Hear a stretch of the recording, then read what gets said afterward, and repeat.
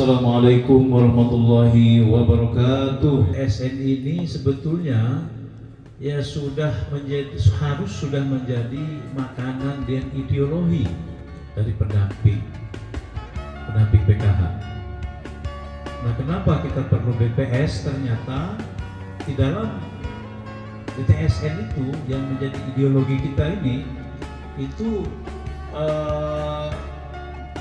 energi intinya itu ada BPS di dalam. Nah, sehingga kita perlu untuk melibatkan di dalam setiap rapat koordinasi kita, karena yang kita bahas koordinasi selama ini nanti ke depan tidak lepas dari data dampingan, dan ini pasti melibatkan lembaga yang namanya Badan Pusat Statistik. Nah, sebelum kita nanti melanjut ke acara berikutnya, saya ingin memperkenalkan Ibu. Saya izin memperkenalkan diri kami. Kami di sini berasal dari SDN PKH Pesawaran di 6 kecamatan. Total kecamatan di Pesawaran adalah 11. Jadi yang hadir di sini ada 6 yang mewakili khusus wilayah 1. Karena kita tuh ada wilayah dua wilayah 1 dan wilayah 2. Kita padu-padankan dengan datanya di Dukcapil. Ternyata di Dukcapil Maya spasi Narang spasi Ali. Ini kan semua bekerja kan baik sistem ya dan komputer ya. Nah, pendekatan probabilistik itu kita mengambil 95% yang mirip gitu loh, sehingga itu bisa dipadu-padankan, masuklah itu semua. Tetapi ada juga ketika kita mempadu-padankan tersebut, ada juga proses-proses NIK yang tidak aktif, pencatatan kematian yang tidak real time, migrasi yang tidak real time yang akhirnya terduplikasi ya. Ada yang masih punya double kakak gitu kan. Itu yang saya sampaikan, bahwa sistem administrasi kita tuh masih seperti ini gitu kan. Itu kita sadari bersama lah ya. Artinya kan kita tidak dalam rangka ya kalau kita selalu mendefenskan apa yang kita lakukan kan kita tidak ada jalan keluar ya. Tetapi bagaimana dengan data yang ada itu kita gabungkan menjadi satu sehingga didapatkanlah hasil DTSN yang tadi saya sampaikan di tanggal 20 Februari 2025 itu sudah disampaikan ke 3 lembaga tersebut. Termasuk apa juga Mbak kita padu-padankan ya tadi dengan data PLN. Ketika yang di awal itu data PLN, data BPJS itu masuk ya. Karena di sini kan BPS juga akan melakukan pemeringkatan dari yang ketiga sumber tadi, yang masing-masing sebenarnya sudah ada pemeringkatannya. Kenapa kita memakai data PLN misalkan, yaitu kan dari PLN itu bisa kelihatan penggunaan listriknya. Nah, disitulah kita masuk seperti itu. Lalu juga dari data BPJS, ya kan? Nah, itu kita padu-padankan semua. Lalu bagaimana tadi dengan data yang dari pajak dan lain-lain? Ya, sama satu lagi data Pertamina. Ya, ketiga tersebut itu kita padu-padankan. Nah, lalu bagaimana dengan data yang tadi pajak dan lain-lain? Setahu saya ketika pertama kali kita mempadu-padankan yang dihasilkan data DTSN tanggal 20 Februari 2025 itu kita mempadu-padankan tadi dengan Pertamina, dengan BPJS dan juga dengan PLN yang kita validasi lagi dengan NIK dari Dukcapil. Seperti itu. Lalu bagaimana tadi dengan data PBB dan lain-lain, itu yang saya tahu itu nanti akan terus berkembang, dikembangkan, dimutakhirkan. Berikutnya akan selalu diupdate. Harapannya seperti itu. Jadi kita juga butuhkan input dari yang lain-lain gitu ya. Tapi itu masih dalam tahap perkembangan. Untuk yang tahap awal sekali DTSN yang Bapak Ibu lakukan, yang muncul di aplikasi ketika melakukan ground check, itu hasil dari yang tadi sudah saya sebutkan. Itu Pak.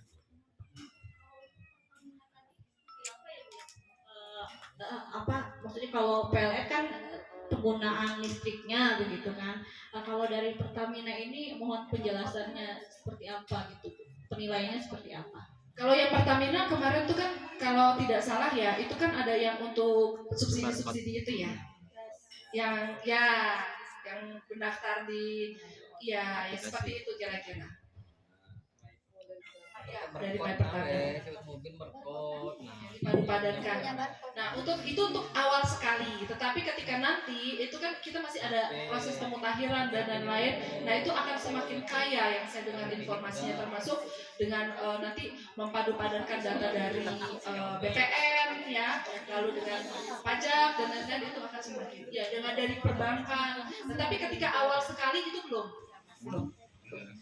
Ya, assalamualaikum warahmatullahi wabarakatuh. Waalaikumsalam. Ada dua hal yang mau saya sampaikan. Yang pertama, bentuknya bukan pertanyaan tapi masukan. Dari ketika kami survei itu, variabel yang menurut kami kurang merucut itu terkait dengan pekerjaan orang-orang yang kita survei. Misalnya ketemu dengan pedagang kecil, tapi opsi atau pilihan yang kita buat yang ada di menu itu cuma pedagang besar, pedagang kecil, dan akhirnya di akhir itu terbacanya dia punya usahanya besar, padahal dia pedagang kecil.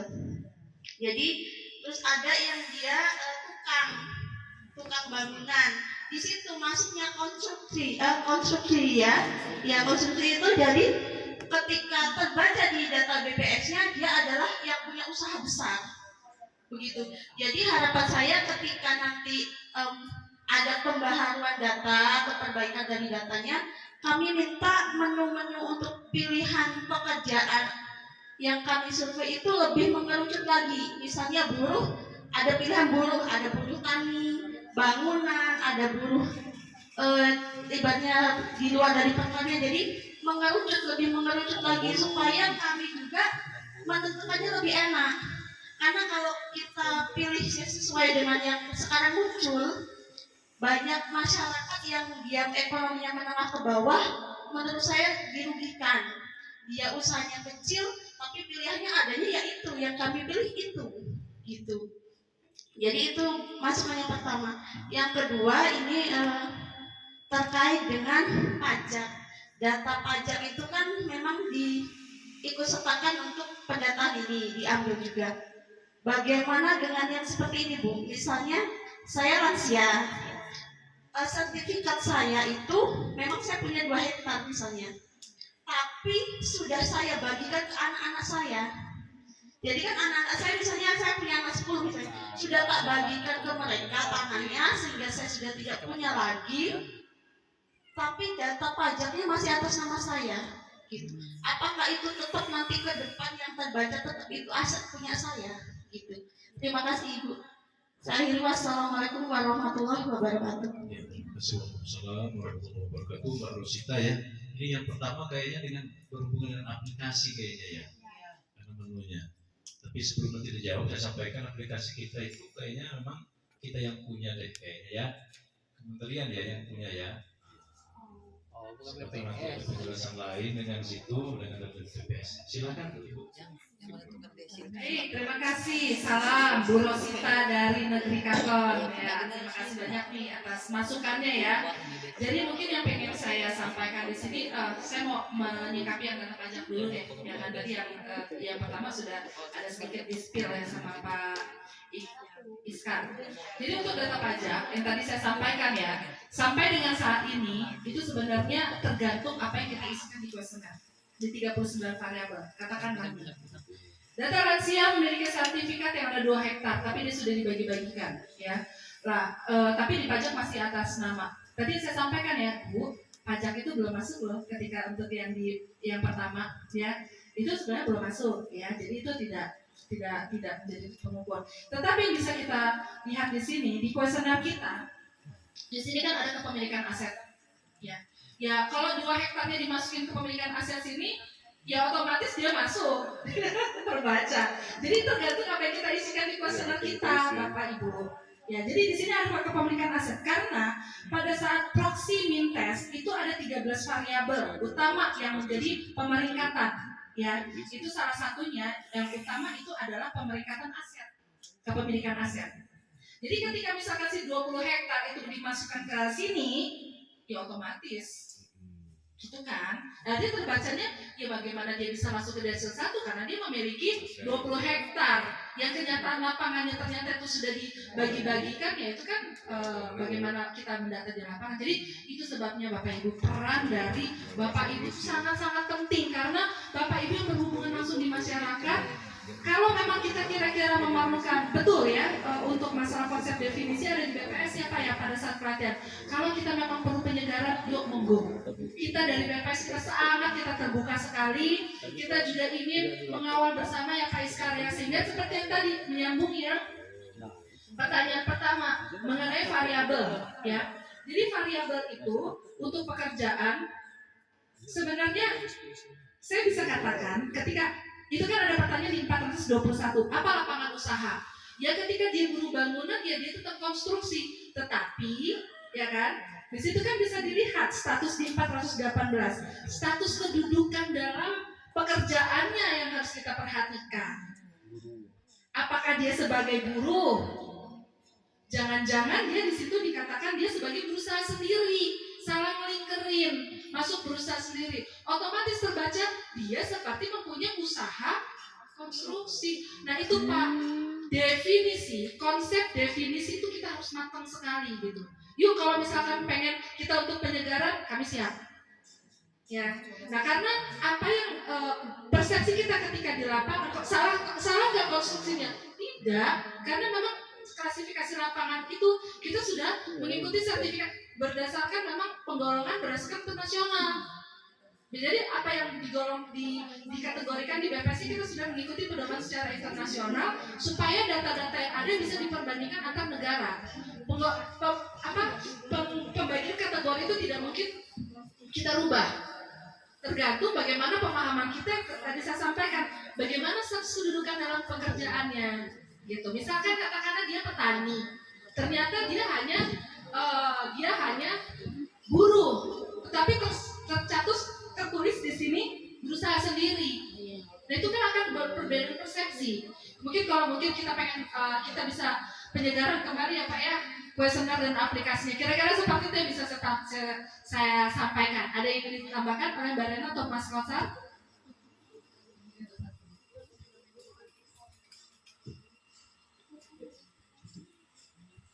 Terima kasih sebelumnya. Sedikit menambahkan, memang jadi terkait PMT ini erat kaitannya dengan yang aset, Mbak. Jadi kalau misalnya di situ sudah terlihat misalnya mobil ada tidak gitu, nah itu memang biasanya jatuh peringkatnya. Maksudnya naik. Jadi desil itu sebenarnya gini, desil 1 ibaratnya kalau semua nasional itu kita ranking nih, paling atas ranking yang 90% ke atas sampai 100 itu yang paling kaya. Intinya seperti itu yang paling kaya. Kemudian paling ke bawah itu adalah yang paling miskin gitu. Jadi memang benar kalau untuk sampai data pertanahan sampai sertifikat sepertinya belum itu masih sangat sulit. Jadi memang untuk melihat tadi yang misalnya ada berapa 2 hektar itu pasti dari pendataan yang diisikan memang dia memiliki lahan sampai 2 hektar sehingga terbaca memiliki si lansia tersebut sampai memiliki 2 hektar. Kemudian yang untuk pekerjaan, nah memang ini klasifikasinya bukan salah klasifikasinya Mbak. Klasifikasinya benar.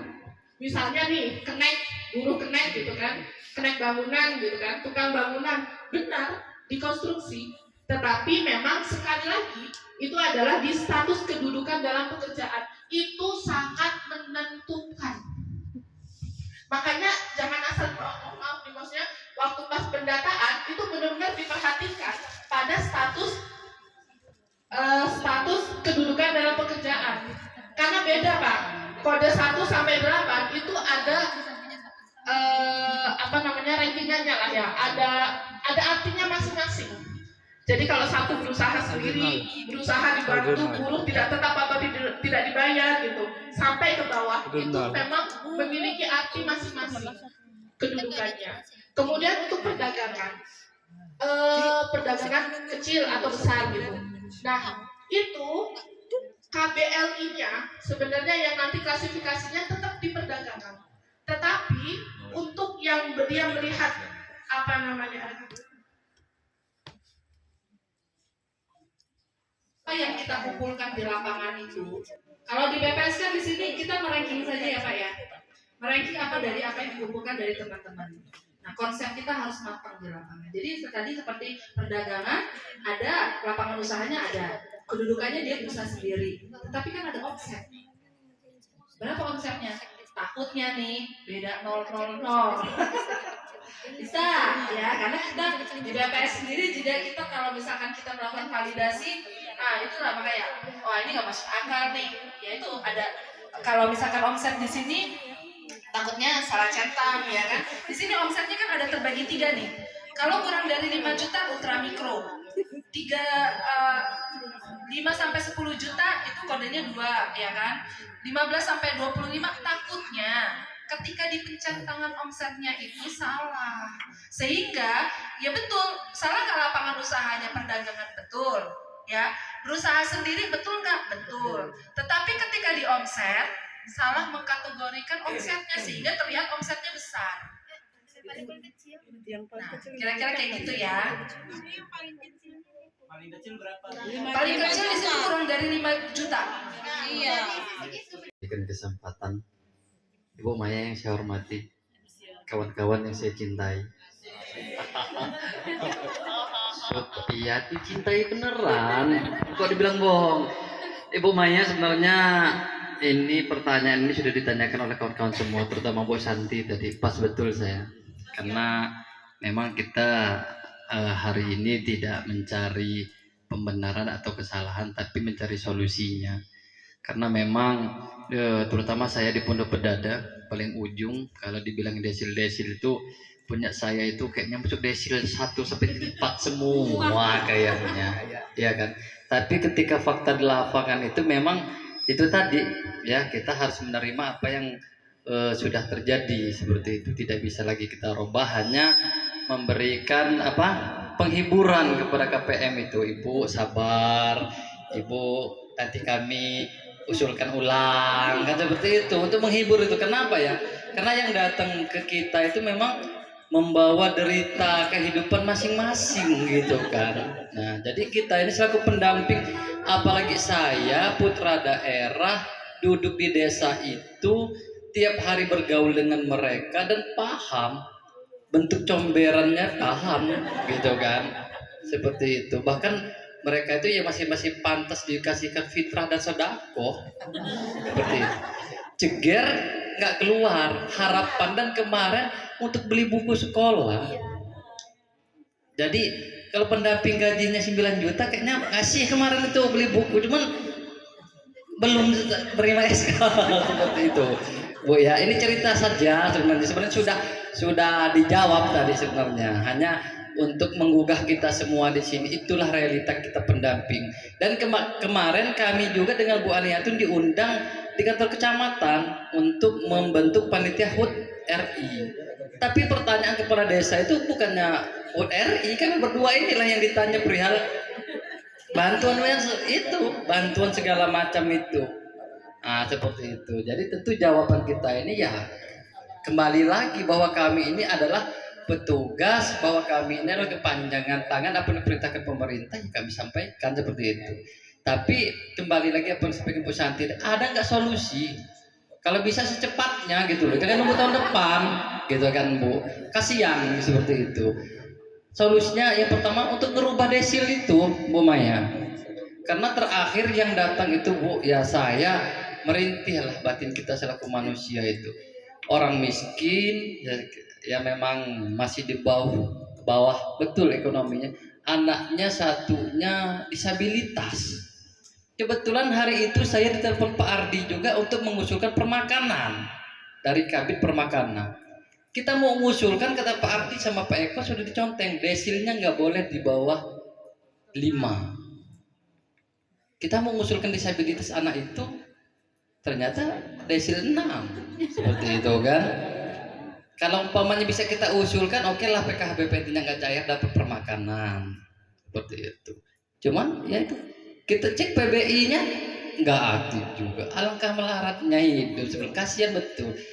Apalagi dia datang ke rumah tuh bawa gula merah lagi Pak. Waduh, saya bilang ini nyesek bener mau bawa oleh-oleh apa datang ke rumah seperti itu Bu Maya. Jadi harapan saya dari Pondok Pedada yang memang mungkin dari segi ekonomi kami di sana itu ya masih di bawah standar lah kayaknya. Kalau bukan pegawai nggak ada deh yang di ekonominya itu bisa sampai 5 juta itu nerima itu seperti itu. Jadi kami mohon kalau toh memang ada ground check lagi siap Pondok Pedada. Kalau memang kawan-kawan nggak mau, saya sendiri yang garap Pondok Pedada itu. Saking selaku putra daerah nggak terima seperti itu kan. Nah, tapi itu tadi kami harapannya kami nerima apa yang disampaikan pemerintah selaku petugas, selaku ujung tombak di lapangan kami terima dan kami sampaikan itu di lapangan. Tapi harapan kalau memang bisa mengusulkan secepatnya kami siap seperti itu.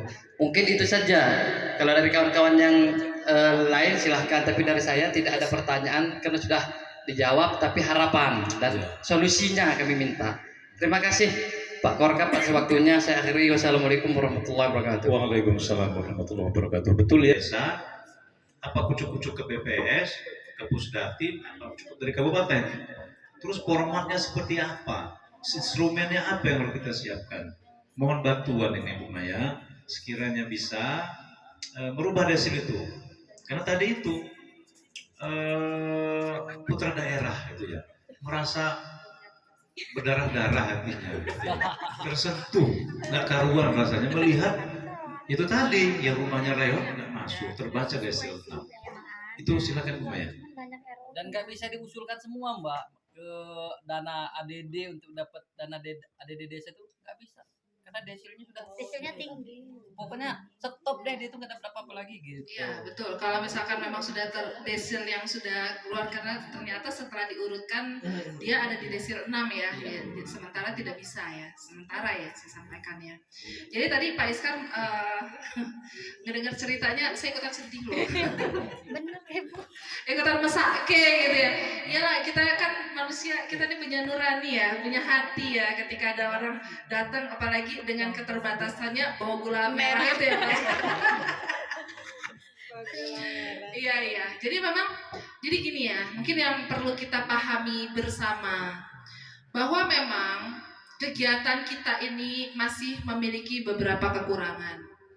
Kalau kami dulu BPS ketika pendataan Resosek, setelah melakukan pendataan kita ada yang namanya FKP, kayak semacam forum bersama dengan publik ya. Jadi ada nggak sih di sini yang pernah ikut Resosek ya, Mbak ingat kan ada FKP, ingat ya Mbak? Yang ketika kita duduk bersama dengan Pak RT, ini daftar datanya, ya kan? Terus ini ayo kita urun rembuk bersama, mana keluar, mana masuk, kira-kira gitulah, kurang lebih. Ada seperti itu, ada bertemu dengan forum masyarakat ya. Nah, kita sadari bahwa untuk kegiatan kita dan TSN ini belum ada. Saya sampaikan belum ada ya, bukan tidak ada. Karena saya mendengar ada wacananya bahwa memang seperti ya itu ya, kan usulan itu banyak sekali. Saya sampaikan ya, permasalahan teman-teman adalah permasalahan nasional, ya kan, dan artinya usulan-usulan itu kan ditampung ya. Saya juga mendengar adanya wacana untuk setelah ini akan ada kayak semacam menampung forum bersama publik lagi, forum komunikasi publik. FKP, Forum Komunikasi Publik. Itu saya mendengar ada seperti itu juga. Bagaimana realisasinya? Apakah pengennya sih secepatnya Pak ya? Karena ibaratnya kalau kita lapar kan kita mau makan sekarang kan, bukan makannya nanti tahun depan kan, ibaratnya seperti itu. Cuman memang karena ini melibatkan se-Indonesia Raya, tentunya putusan ataupun langkah yang diambil itu tidak boleh gegabah dan harus banyak mempertimbangkan kiri dan kanannya. Kira-kira mungkin itu yang perlu kita pahami bersama. Itu yang pertama ya. Jadi memang ada kekurangannya seperti itu. Lalu yang kedua mengenai alur. Bisa nggak sih ini desil 5 sampai 10 ini kita rubah gitu kan. Nah, Bapak Ibu, untuk proses yang ada pada saat ini kita tidak bisa merubah desil. Karena yang membuat peringkat desil itu kan sudah dari pusat. Ya. Jadi yang bisa kita lakukan sekarang adalah kita melakukan pengusulan. Kita usulkan Bapak Ibu turun ke lapangan lagi, benar-benar di ground check yang untuk 39 variabel apabila memang sudah benar-benar sesuai ingin teman-teman, permasalahan teman-teman ya kita bisa merasakan juga gitu ya. Apalagi kita juga sering banget ke lapangan. Apa yang kita bisa bantu dari BPS kita pasti bantu. Ya, kita pasti kerjasama karena di sini semangat kita nih bareng-bareng nih, kerja kita bareng, ya kan. Jadi kita kalau bukan kita yang harus solid, bagaimana kita bisa menghadapi masyarakat? Bagaimana kita bisa menjelaskan ke berbagai macam unsur kepentingan, betul ya Pak Iskar ya? Jadi artinya kita terus koordinasi, yakinlah bahwa kita ingin yang terbaik. Kira-kira seperti itu sih. Teman-teman melakukan tugas di lapangan, ya tadi sudah ditegaskan juga oleh teman saya, Kautsar ya kita lakukan yang memang menjadi tupoksi kita, bahwa kita melakukan pendataan ke lapangan. Kalau kami di BPS itu kita punya filosofinya bahwa kita turun ke lapangan itu kita pemotretan, kita potret sesuai dengan kondisi yang sebenarnya. Lalu nanti ada pengolahan dan lain, tetapi apapun yang keluar itu kan kita percayalah bahwa segala sesuatu itu kalau di statistik itu kita punya margin error. Ya, ada 1%, ada 5%, ada 10%. Ya kan? Artinya tidak mungkin, namanya kita sedang mau mencatat populasi ya. Mungkin tidak semuanya itu sudah tepat sasaran. Tetapi kita bisa lihat bahwa 90%-nya data masih ada toh, ya kan? 95%-nya kita masih bisa digunakan di lapangan. Yuk kita fokus bagaimana kita bisa untuk memperbaiki data itu, bagaimana kita bisa potret itu di lapangan dengan sesuai dengan kondisi yang sebenarnya. Mengenai ada yang error atau pencurian dan lain, toh sudah ada fasilitasnya, kita coba fasilitasi itu, kita coba memanfaatkan fasilitas itu. Tapi tadi mungkin yang saran dari Mbak, data DTSN, pemeringkatan berbeda-beda antar kabupaten kota loh. Betul nggak sih? Yang ada di desil satunya Pesawaran ini bisa jadi dengan Bandar Lampung tentu saja berbeda. Nah, seperti itu. Jadi, yuk kita fokus, kita bagaimana kita perbaikan data ini saja. Kita fokus di sana. Sekali lagi, jangan sampai kita salah dalam memberikan kategori, konsep definisinya, ya Bapak Ibu ya. Terus habis itu kita manfaatkan saat ini memang yang sudah difasilitasi oleh pemerintah untuk memperbarui data DTSN kita. Bu Jessica selaku notulen, ini menjadi ingatan kita masing-masing kawan-kawan sebagai senjata kita nanti pada saat kita turun lapangan dan menghadapi pertanyaan-pertanyaan dari KPM yang mungkin sering bertanya kepada kita ya. Sekali lagi terima kasih kepada Ibu Maya dari BPS, kemudian Bu Rena dan Mas Kautsar atas kehadiran, partisipasi dan bantuannya ke sini. Mohon maaf kami tidak bisa memberikan sesuatu kepada BPS ya. Bahkan kami merepotkan sehingga hadir ke sini. Ya, nah ini kawan-kawan pendamping, kalau sekiranya ada hal-hal yang urgent yang ingin ditanyakan ke BPS, nggak apa-apa Bu ya, koordinasi mereka pendamping ini, tanyakan dengan Bu Maya. Bu Maya itu ada, kalau nggak salah di grup ya, nomornya WA-nya ada di grup BPS itu ada. Silakan konsultasikan, tanyakan, diskusikan. Mau japri boleh, mau di grup juga boleh ya Bu ya. Sekiranya Ibu Maya, Bu Rena, Mas Kautsar tidak keberatan apabila kami menanyakan, menyampaikan dan minta informasi ya. Saya kira itu, terima kasih sekali lagi.